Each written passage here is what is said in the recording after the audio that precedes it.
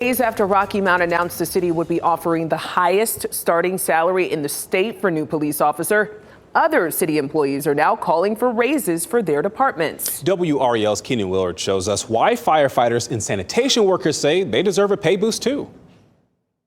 They work hard daily and put their lives on the line to protect the citizens of Rocky Mount.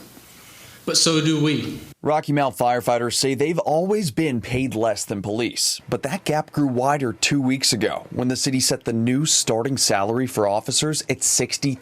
Firefighters packed this week's city council meeting to argue for a raise of their own, calling it necessary to fill vacancies. It would equally help us in the same efforts. Currently, 72% of our fire department makes less than $60,000.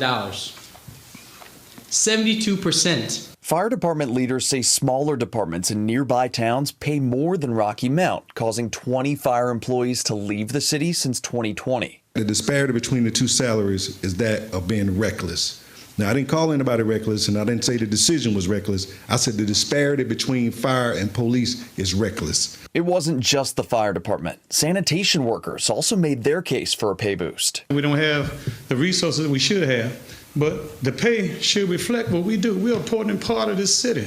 We keep the city going just as much as the fire department and the police department. In response, the new city manager said the city's working on a pay study for employees that'll be part of the budget he presents to the council in May. That will have an impact to all of our employees and our entire workforce, and we will plan to make sure that they feel the value with the recommendations that come out of that study. Fire employees say it can't come soon enough, as they've been working with double-digit vacancies since the pandemic. We have never stopped running calls, and we never closed a fire station or took a fire truck out of service. Thank you, Captain. Thank you.